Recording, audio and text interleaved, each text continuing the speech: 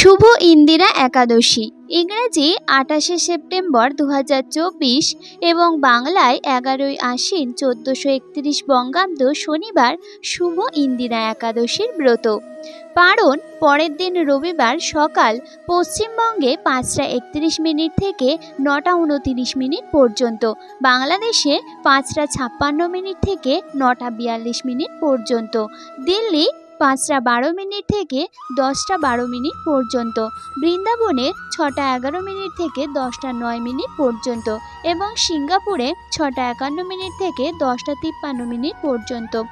এই একাদশীর ব্রতকথা ও ব্রতের মাহাত্ম্য জানাবো আজকের এই ভিডিওটির মাধ্যমে। তাহলে চলুন শুরু করা যাক। এই ইন্দিরা একাদশীর পারণ মন্ত্র: একাদশাং নিরাহার ব্রতে নানিন কেশব, প্রসিদ সুমুখ নাথ জ্ঞান দৃষ্টিপ্রদ ভব। মহারাজ যুধিষ্ঠির বললেন, হে মধুসূদন, আশ্বিন মাসের কৃষ্ণপক্ষিয়া একাদশীর নাম কি তা কৃপা করে আমাকে বলুন। শ্রীকৃষ্ণ বললেন, হে রাজন, আশ্বিন মাসের একাদশী ইন্দিরা নামে পরিচিত। এই ব্রত পালনে মহাপাপ বিনষ্ট হয়, এমনকি কর্মবিপাকে যারা নিম্নজনী লাভ করেছেন সেই পূর্বপুরুষদেরও উত্তম গতি লাভ হয়।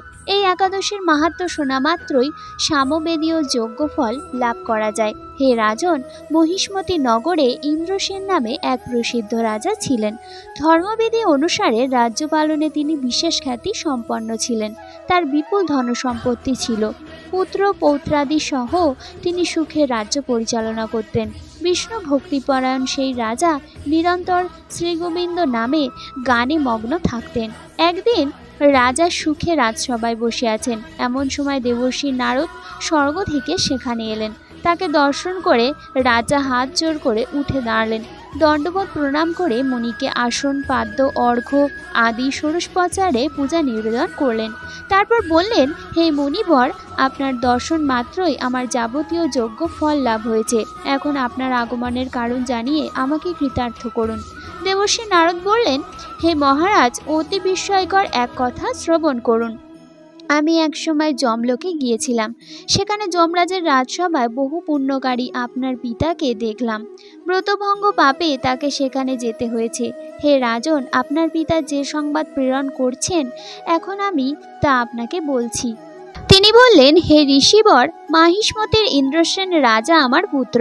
তাকে বলবেন যে আমি বহু পুণ্য অনুষ্ঠান করলেও কোনো কারণবশত জমালয়ে আসতে বাধ্য হয়েছি। আপনি কৃপা করে তাকে ভয় সর্বপাপ নাশক ইন্দিরা একাদশী পালন করতে বলবেন। সেই ব্রতের প্রভাবে আমি নিষ্পাপ হয়ে স্বর্গলোকে যেতে পারবো। এই কথা জানাবার জন্যই আমার আগমন। হে রাজন, আপনার পিতার মঙ্গল বিধানে আপনি যথাবিধি ইন্দিরা একাদশী পালন করুন। রাজা জিজ্ঞাসা করলেন, হে রাজশ্রী, সেই ইন্দিরা একাদশীর বিধি কি? কোন তিথি বা কোন পক্ষে এই পালন করা কর্তব্য তা কৃপা করে আমাকে বলুন।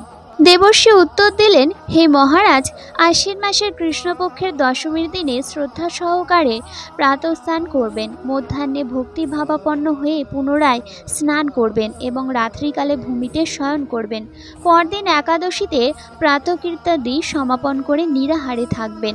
ব্রতের নিয়মাবলী দৃঢ়ভাবে পালন করবেন। হে পুণ্ডরীকাক্ষ, হে অচ্যুত, ঈশ্বরানুগতের প্রতি কৃপা করুন। এইভাবে শ্রদ্ধা সহকারে শালগ্রাম পূজা করে পিতার উদ্দেশ্যে ব্রতের ফল অর্পণ করবেন।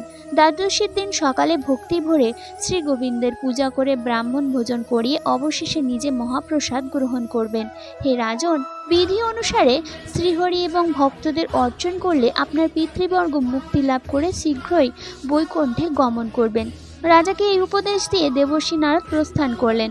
রাজা ইন্দ্রসেন মুনির উপদেশ অনুসারে পুত্র পরজিন সহ ভক্তি সহকারে এই ব্রতের অনুষ্ঠান করলেন।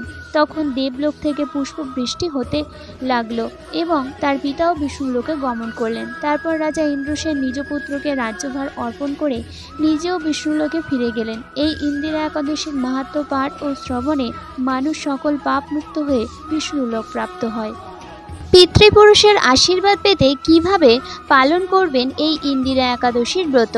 ইন্দিরা একাদশীর উপবাস করলে শুধু ভগবান বিষ্ণুর আশীর্বাদই পাওয়া যায় না, পূর্বপুরুষরাও মোক্ষ লাভ করেন। তাই এই একাদশীর গুরুত্ব বেড়ে যায়। তবে এবার একাদশী তিথি 2 দিন অর্থাৎ 27 ও 28শে সেপ্টেম্বর হওয়ার উপবাসের তারিখ নিয়ে বিভ্রান্তি রয়েছে। চলুন জেনে নেওয়া যাক কখন ইন্দিরা একাদশীর উপবাস। পুজোর শুভ সময় এবং পিতৃপুরুষের আশীর্বাদ পেতে পুজোর পদ্ধতি জেনে নিই। আশ্বিন মাসের একাদশী তিথিতে ইন্দিরা একাদশীর উপবাস পালন করা হয়। ইন্দিরা একাদশীর উপবাস অত্যন্ত গুরুত্বপূর্ণ বলে মনে করা হয়। প্রকৃতপক্ষে ইন্দিরা একাদশীতে উপবাস পালন করলে কেবল ভগবান বিষ্ণুর আশীর্বাদই পাওয়া যায় না, পূর্বপুরুষদেরও মোক্ষ লাভ পেতে হয়। তাই এই একাদশীতে ভগবান বিষ্ণুর আশীর্বাদ পেতে হলে পূর্ণ আচারের সঙ্গে পূজা করা উচিত। চলুন জেনে নিই এই উপবাস কবে পালন করবেন। এছাড়া জানুন ইন্দিরা একাদশীর গুরুত্ব ও পুজো পদ্ধতি। হিন্দু ক্যালেন্ডার অনুযায়ী একাদশী তিথি শুক্রবার 27 সেপ্টেম্বর দুপুর 1:19 শুরু হবে এবং একাদশী তিথি 28 সেপ্টেম্বর দুপুর 2:50 শেষ হবে। শাস্ত্র অনুসারে যখন উদয় তিথিতে একটি তিথি পড়ে তখন একই দিনে একটি উপবাস পালন করা হয়। এমন পরিস্থিতিতে আগামী 28 সেপ্টেম্বর ইন্দিরা একাদশীর উপবাস পালিত হবে। ইন্দিরা একাদশীর পুজোর শুভ সময় সেপ্টেম্বরের সকাল 7:42 থেকে 9:12 পর্যন্ত পুজোর সেরা সময়। ইন্দিরা একাদশীর গুরুত্ব আরও বেশি, কারণ এই উপবাস পালন করলে পূর্বপুরুষরা মোক্ষ লাভ করে বৈকুণ্ঠ ধামে যান। এছাড়াও এই ব্রতের প্রভাবে নিজের জন্য স্বর্গের দরজা খুলে যায়।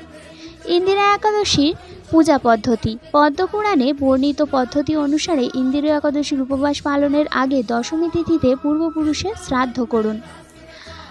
দশমী তিথিতে ব্রাহ্মণ গরু, কাক ও কুকুরকে খাবার খাওয়ান। এছাড়া এই দিনে কারোর সঙ্গে পরনিন্দা পরচর্চা করবেন না। দশমী তিথিতে রাতে মাটিতে ঘুমিয়ে পরের দিন অর্থাৎ একাদশী তিথিতে উপবাস করার সংকল্প নিন। এরপর স্নান ইত্যাদির পর একটি চৌকিতে হলুদ কাপড় বিছিয়ে তার উপর শ্রীহরির মূর্তি স্থাপন করুন। তারপর ভগবান বিষ্ণুকে এবং তার সঙ্গে দেবী লক্ষ্মীকে বস্ত্র নিবেদন করুন, তাদের খাবার নিবেদন করুন। সবশেষে ইন্দিরা একাদশীর ব্রত পাঠ করুন এবং তারপর ভগবান বিষ্ণু ও মা লক্ষ্মীর আরতি করুন।